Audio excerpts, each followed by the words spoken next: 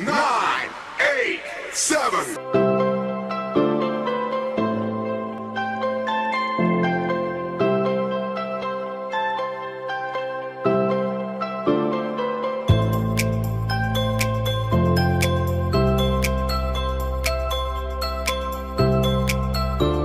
Bismillahirrahmanirrahim. Assalamualaikum warahmatullahi wabarakatuh. Kembali lagi bersama saya di channel Ari Teacher Bahasa yang membahas tentang materi-materi bahasa Indonesia kekinian.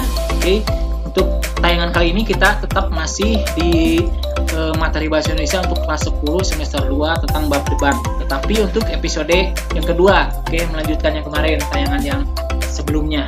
Oke, kemarin kita akan membahas tentang, atau tayangan sebelumnya membahas tentang pengertian debat dan lain-lain. Kita akan lanjut ke ini, tata cara debat. Oke, kita lanjut saja di tata cara debat. Tapi jangan lupa nanti kalian di subscribe video ini, di like, di komen, di share, jadi supaya bermanfaat tayangan ini untuk semuanya. Oke, kita lanjut saja tata cara debat. Yang pertama, pertanyaan atau tantangan sebaiknya ditemukan secara profesional. Jadi tidak menghina lawan, misalnya tidak merendahkan lawan, atau berkomentar yang menyerang pribadi atau tidak dapat diterima. Jadi kita jangan menghina lawan dalam perdebatan tersebut, apalagi merendahkan lawan. Jangan. Jadi profesional, pertanyaannya memang masuk akal, kemudian ada argumennya yang bisa dibantah.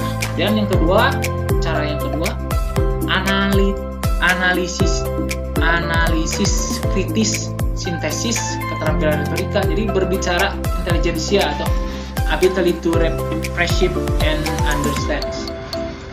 Atau tidak terbata-bata istilahnya itu dalam mengungkapkan gagasan. Jadi jangan seperti itu. Jadi harus benar-benar secara retorik, keterampilan dalam berpidato, dalam berdebatnya. Kemudian selanjutnya, cara yang selanjutnya fokus pada posisi pihak lawan atau argumen lawan. Jadi kita harus tahu dulu kelemahan kelebihan lawan. Bukan maksud kelemahan lawan dalam hal fisik ya. Ini dalam hal strategi. Jadi kita harus kita harus membuat strategi. Misalnya logis. Misalnya di sini digunakan secara efektif dalam menyangkal atau argumen pihak lawan. Jadi kita harus punya dulu argumen yang kuat sebelum menyangkal argumen lawan. Jadi membuat strateginya seperti itu. Kemudian selanjutnya batasan mengungkapkan argumen adalah 3 poin. Kemudian gunakan logika dalam menyusun saat menyampaikan argumen dan pernyataan. Kemudian mengetahui kesalahan umum di depan, berpikir seperti kesalahan logis dalam menggunakan secara efektif dalam menyangkal argumen lawan. Kemudian menyajikan isi atau materi pandangan caranya, memastikan kesahihan semua bukti. Jadi bukti ini jangan bukti bodong, jadi benar-benar bukti yang sahih, yang benar, yang valid, yang siap dihidangkan dalam argumen. Kemudian kesimpulan dalam debat merupakan kesimpulan dengan akurat, menggunakan selalu konten dalam fakta dan berhubungan dalam mendukung final. Oke, seperti itu saja. Kemudian di sini ada struktur debat. Yang pertama, pengenalan. Dalam struktur ini setiap tim atau baik tim afirmasi, oposisi maupun tim netral memperkenalkan diri, siapa namanya, siapa ketuanya, seperti itu. Kemudian yang kedua, penyampaian argumen. Pada penyampaian argumen ini setiap tim menyampaikan argumentasi terhadap topik yang dimulai dari tim afirmasi, tim pendukung, lalu tim oposisi yang menolak, dan diakhiri dengan tim netral yang menahi, tidak kemana-mana. Kemudian yang ketiga, debat. Dalam debat tersebut masing-masing tim mengomentari setiap argumen dari tim lawan. Jika tim afirmasi membuat sebuah argumen, kemudian nanti dibantah, dikomentari oleh tim lawan. Kemudian seperti itulah. Kemudian kesimpulan. Pada kesimpulan, setiap tim memberikan ungkapan penutup terhadap pernyataan topik yang sesuai dengan posisinya. Nah, kemudian ada etika debat. Dalam debat juga ada etikanya nih. Yang pertama, bertanya secara serius. Jadi jangan bercanda. Tanya, saat mengajak lawan berdebat, Anda harus serius. Bandingkan presentasi Anda dengan data yang dikumpulkan. Data yang valid, argumen yang hebat. Kemudian, tidak menyinggung lawan debat. Tidak boleh menyinggung lawan debat tentang ukuran fisik, apalagi ya dalam debat. Kondisi yang ditamakan adalah pertarungan ide, pertarungan gagasan, pertarungan argumen. Kemudian berbicara sesuai dengan data dan fakta. Jadi harus dipersiapkan data dan faktanya supaya mematahkan argumen lawan. Kemudian Selanjutnya, patuhi peraturan debat. Jadi saat dalam debat harus dipatuhi ketika oleh moderator, jangan atau selesai kemudian jangan menyinggung, jangan menggunakan bahasa yang sopan atau rasis. Jadi patuhi aturan debat yang telah disepakati.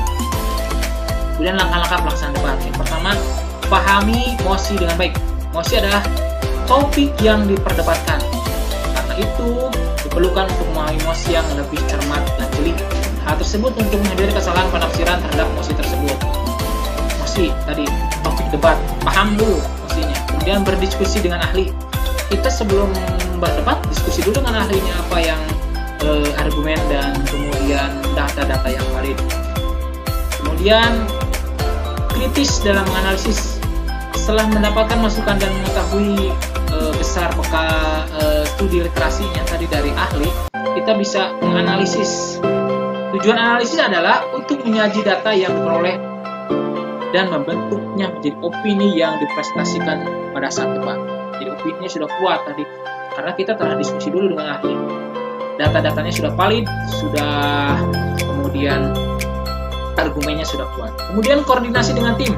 Kita kan punya tim 2 orang. Kalau 3, kita kan terdiri atas 3 orang, 1 ketuanya, kemudian 2 yang anggotanya harus koordinasi.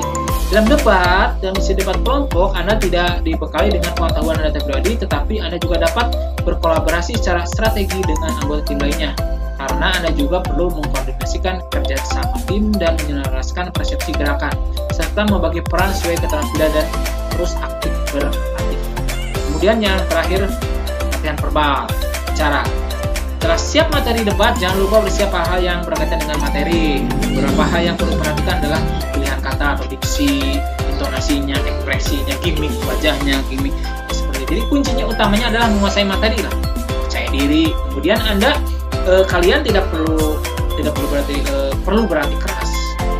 Libatkan anggota tim. Jadi setiap mau debat, kita berlatih dengan tim kita supaya pada saat debat nanti argumen kita diterima.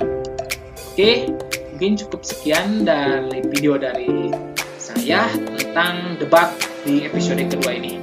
Oke, mudah-mudahan bermanfaat. Jangan lupa di subscribe, di like, di komen. Assalamualaikum warahmatullahi wabarakatuh.